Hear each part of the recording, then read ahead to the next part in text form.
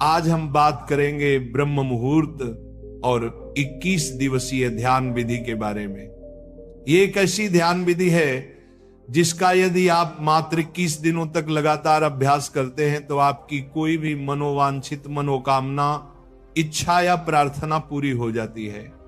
क्योंकि आपको इस ध्यान विधि का अभ्यास ब्रह्म मुहूर्त में करना है, इसलिए सबसे पहले हम ब्रह्म मुहूर्त के विषय पर विस्तार से चर्चा करेंगे और फिर ध्यान विधि के बारे में बात करेंगे। ब्रह्म मुहूर्त प्रातः काल के उस विशेष 1 घंटा 36 मिनट के समय को कहते हैं जो सुबह 4:24 से लेकर 6 बजे तक रहता है। लेकिन इस विषय में कुछ और भी मान्यताएं हैं। अगर हम प्राचीन ग्रंथों का अध्ययन करें तो उनके अनुसार रात्रि को 4 कालों में विभाजित किया गया है। पहला काल है रुद्र काल। रुद्र काल शाम 6 बजे से लेकर रात्रि 9 बजे तक प्रभावी रहता है। उसके बाद दूसरा काल है राक्षस काल। राक्षस काल रात्रि 9 बजे से लेकर 12 बजे तक प्रभावी रहता है। फिर उसके बाद तीसरा काल है गंधर्व काल। गंधर्व काल रात्रि 12 बजे से लेकर भोर के 3 बजे तक प्रभावी रहता है। और फिर आता है चौथा काल, यानी जिसे अंतिम प्रहर भी कहा जाता है, वह है मनोहर काल। मनोहर काल भोर के 3 बजे से लेकर सुबह 6 बजे तक प्रभावी रहता है। ब्रह्म मुहूर्त के समय की जो मान्यताएं हैं वह मनोहर काल यानी कि 3 से 6 बजे के बीच में ही पड़ती हैं। हालांकि विभिन्न देशों में सूर्योदय के समय में भेद रहता है, अतः कोई एक निश्चित समय ब्रह्म मुहूर्त का हर स्थान के लिए समान नहीं बताया जा सकता। लेकिन यदि आप मनोहर काल के बीच में यानी भोर 3 बजे से लेकर सुबह 6 बजे के बीच में किसी भी समय जल्दी उठते हैं तो ये समय अमृत वेला यानी ब्रह्म मुहूर्त का समय ही माना जाएगा। अगर हम ब्रह्म मुहूर्त का शाब्दिक अर्थ समझने की कोशिश करें तो ब्रह्म का मतलब होता है देव, अर्थात जो ज्ञान के देवता हैं, और मुहूर्त अर्थात समय खंड, यानी एक ऐसा समय जिसमें हम ज्ञान को समझने का प्रयत्न करते हैं। ज्ञान को समझने का जो समय है उसको हम ब्रह्म मुहूर्त कहते हैं। ब्रह्म मुहूर्त की बहुत ही महत्वपूर्ण चर्चाएं हमारे शास्त्रों में की गई है। ब्रह्म मुहूर्त में जो ब्रह्मांड है और जो देव शक्तियां हैं वे वातावरण में विचरण करती रहती हैं। अगर आपकी नींद इस समय के दौरान अचानक खुल जाती है तो इसका मतलब है कि शुभ ऊर्जाएं आपसे संपर्क करना चाहती हैं। इसलिए जब आप इस समय में उठकर ध्यान जैसी शुभ क्रियाएं करेंगे तो आपको बहुत जल्दी उन ऊर्जाओं से संपर्क स्थापित होना शुरू हो जाएगा। इसी प्रकार सभी धर्मों के जो देवालय हैं, चाहे मंदिर हो, गुरुद्वारे हो या फिर जितने भी पूजा स्थल हो, वे सब ब्रह्म मुहूर्त में ही खोले जाते हैं। क्योंकि यही वह समय है जब सारी नकारात्मक शक्तियां सो जाती हैं और सकारात्मक शक्तियां जागृत होती हैं। इस समय बहने वाली वायु को अमृत वायु कहा जाता है, क्योंकि सारा प्रदूषण और सारी दूषित वायु समाप्त होकर वातावरण में ऑक्सीजन के रूप में व्याप्त रहती है। और रात के समय ओस पड़ने के कारण इस समय वायुमंडल दिन की अपेक्षा काफी शीतल रहता है और मनोहर रहता है। इस समय वातावरण बिल्कुल शांत होता है और इस समय सोकर उठने के कारण हमारी मस्तिष्क की सभी क्रियाएं भी बिल्कुल शांत होती हैं। इसलिए यदि आप इस समय अपनी स्टडी करते हैं, पढ़ाई करते हैं, कोई प्लानिंग करते हैं या इंटर एस्पेक्ट करते हैं या ध्यान करते हैं तो उसमें आपको बहुत लाभ मिलता है।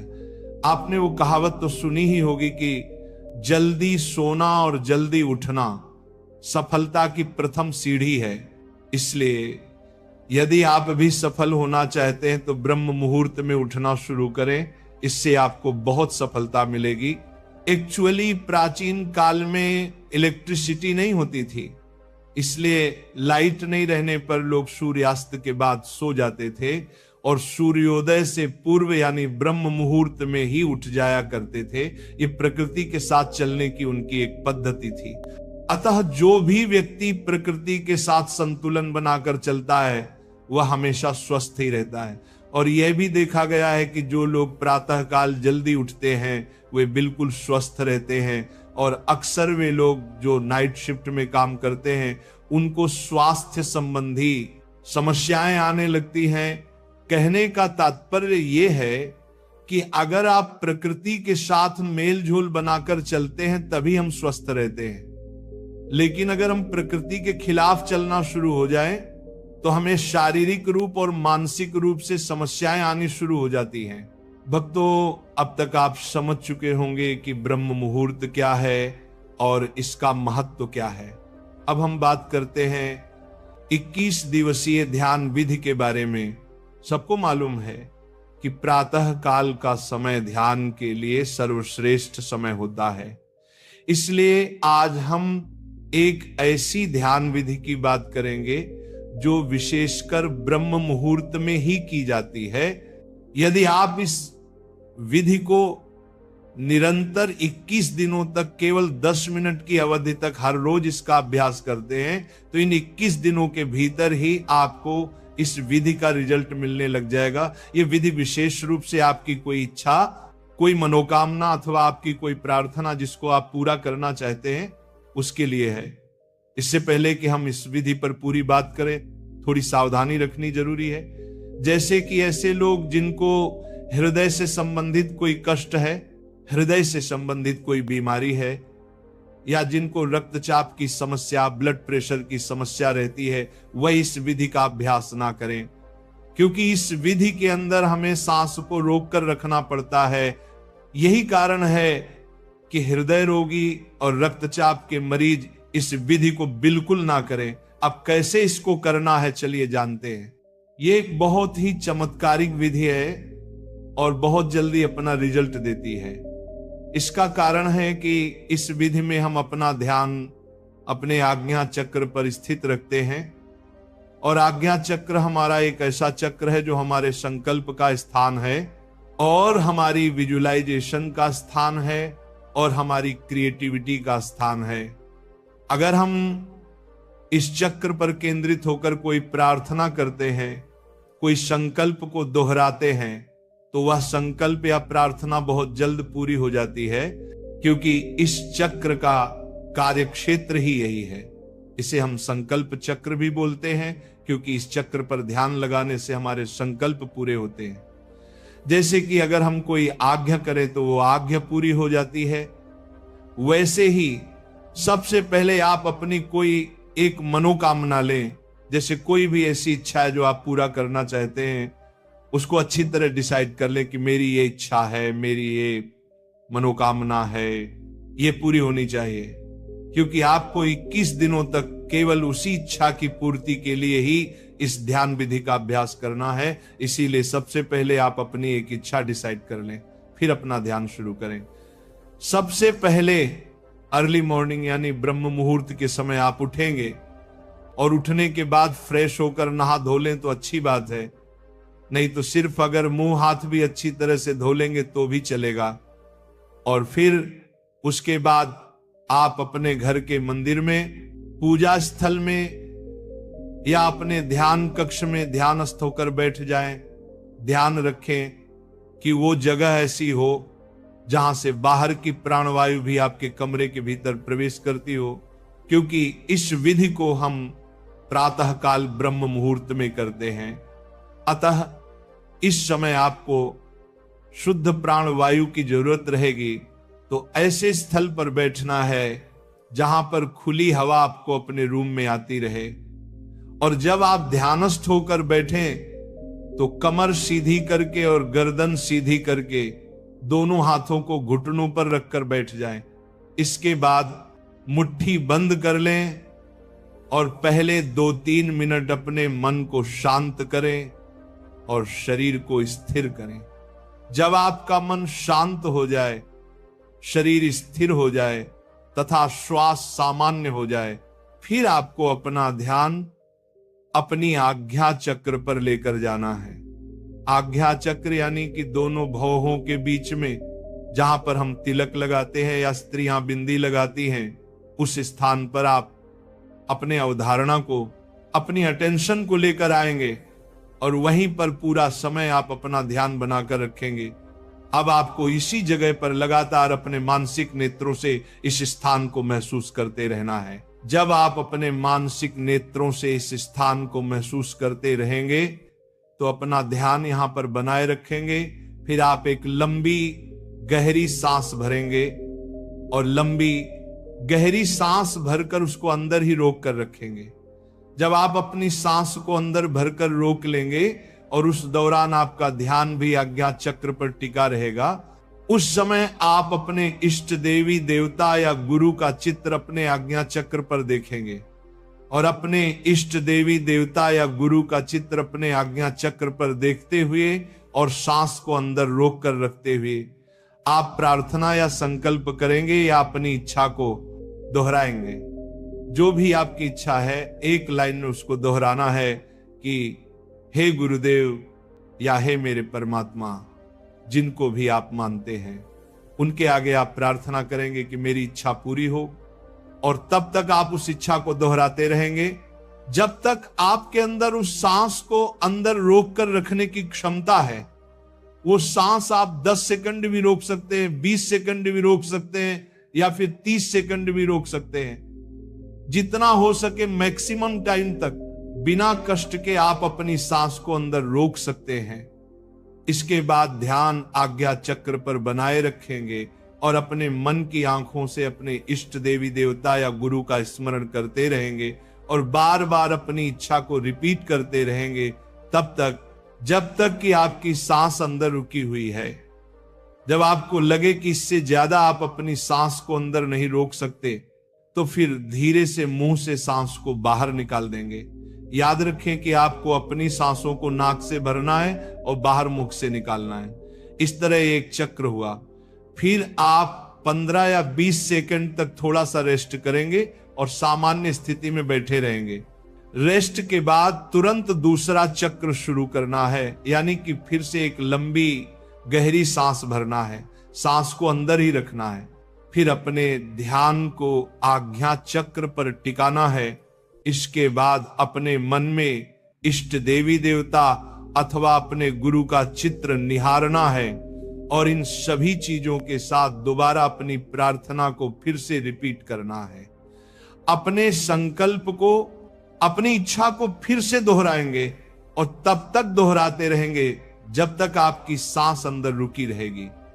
और जब आपको लगे कि इससे ज्यादा आप सांस को नहीं रोक सकते तो सांस को मुंह से बाहर निकाल दें और फिर कुछ सेकंड तक रेस्ट करें।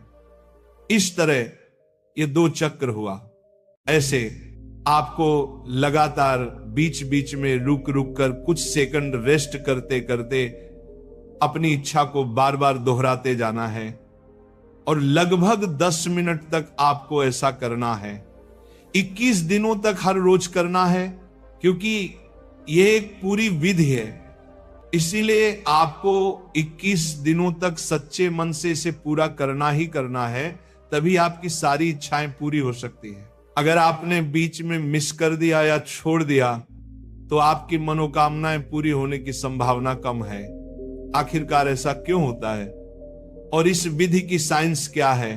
पहली बात, हमारा आज्ञा चक्र, जैसे मैंने आपको पहले भी बताया है, यह हमारा संकल्प का स्थान है, यह हमारे विजुअलाइजेशन का स्थान है, यह हमारा आज्ञा का स्थान है, तभी इसका नाम आज्ञा चक्र पड़ा है। इसलिए जब हम इस स्थान पर आकर कोई आज्ञा करते हैं, कोई प्रार्थना करते हैं या फिर कोई संकल्प करते हैं तो वह आज्ञा, वह संकल्प, वह प्रार्थना पूर्ण हो जाती है। हम जो भी आज्ञा चक्र पर केंद्रित होकर कोई ऐसी चीज की डिमांड करते हैं तो वह डिमांड पूरी हो जाती है, क्योंकि यह इच्छा पूर्ति का स्थान है। और दूसरी बात, जब हम इस प्रकार से सांस को अंदर रोकते हैं तो क्या होता है, इससे हमारी पूरी बॉडी में एक इमरजेंसी की सिचुएशन आ जाती है। जब हम इतनी देर तक सांस को रोकते हैं तो क्या होता है, हमारा दिमाग रुक जाता है, हमारे विचार रुक जाते हैं। ऐसा क्यों होता है? ऐसा इसलिए होता है क्योंकि अब आपके पास लग्जरी नहीं है आराम से विचार करने की। अब एक आपातकालीन स्थिति है, ऐसी स्थिति में आप विचार नहीं कर पाएंगे। इसलिए जब आप अपना सारा ध्यान अगर किसी एक चीज को चुनकर लगाएंगे तो उसी स्थान पर आपका ध्यान लगा रहेगा, यानी कि आपका मन पहले से ज्यादा एकाग्र हो जाएगा। तो जब आप सांस को भरकर रोकते हैं तो ये दूसरी महत्वपूर्ण चीज है। और तीसरी बात यह है कि जब आप इस प्रकार एकाग्र हो जाते हैं और बार बार अपनी मनोकामना को रिपीट करते हैं तो क्या होता है, इससे धीरे धीरे आपकी वह इच्छा आपके चेतन मन से अवचेतन मन में चली जाती है। यानी वह इच्छा 1 दिन बाद, 2 दिन बाद या 3 दिन बाद जो विचार आप बार बार दोहरा रहे हैं वो आपके अवचेतन मन में जाना शुरू हो जाता है, जो हमारे मन का गहरा तल है। और अगर आप किसी विचार को अपने अवचेतन मन में यानी कि अपने सबकॉन्शियस माइंड में उतार देते हैं तो लॉ ऑफ अट्रैक्शन के अनुसार वह इच्छा आपकी पूरी हो जाती है। यही इसकी साइंस है। इसमें तीनों चीजें विशेष रूप से कार्य करती हैं। पहला आज्ञा चक्र, क्योंकि यह आज्ञा का स्थान है इसलिए हमारी आज्ञा को पूरी करता है। दूसरा सांस, जब अपने अंदर रोक कर रखते हैं तो शरीर में इमरजेंसी की स्थिति हो जाती है, जिससे आप फालतू के विचार करने से बच पाते हैं और आपका मन एकदम से एकाग्र हो जाता है। तीसरी चीज, जब आप अपने अवचेतन मन को खोल रहे होते हैं तब आपकी जो इच्छा है वो आपके अवचेतन मन में चली जाती है, जिससे उस इच्छा पूर्ति के द्वार खुलने शुरू हो जाते हैं। एक बात और जो सबसे महत्वपूर्ण है, आप इस विधि को ब्रह्म मुहूर्त के समय में कर रहे हैं। ब्रह्म मुहूर्त के समय की जो विशेषता है वह मैंने शुरू में ही आपको डिटेल में बता दिया है कि अगर हम कोई विधि ब्रह्म मुहूर्त के समय में करते हैं यानी प्रातः काल में करते हैं तो यह समय देवताओं का समय है, परमात्मा का समय है। अतः इस समय में आप अपने शुद्ध मन से कोई भी प्रार्थना करते हैं तो वह प्रार्थना आपकी जरूर सुनी जाती है। तो अब आप पूरी तरह समझ चुके होंगे।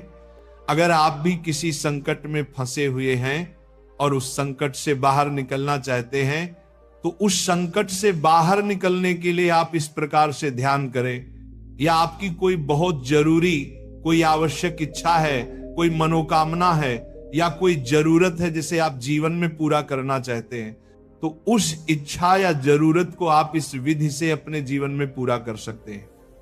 एक बात और, ऐसी किसी भी इच्छा पूर्ति के लिए इस विधि का प्रयोग न करें जिससे दूसरे का नुकसान हो, अन्यथा इसके दुष्परिणाम के जिम्मेदार आप खुद होंगे। आप इस विधि का अभ्यास सच्चे मन से करें, क्योंकि यह विधि हमारी आजमाई हुई विधि है। खुद मैंने अपने जीवन में इसको कई बार आजमाया है और हमेशा इसमें सफलता हासिल की है, इसलिए आप भी सफल होंगे। इसका अभ्यास निरंतर करें, आपको बहुत लाभ होगा। आपको आज की हमारी प्रस्तुति कैसी लगी कमेंट्स में जरूर बताइएगा, और अगर आप हमारे चैनल पर नए हैं तो हमारे चैनल को सब्सक्राइब जरूर कीजिएगा। राधे राधे।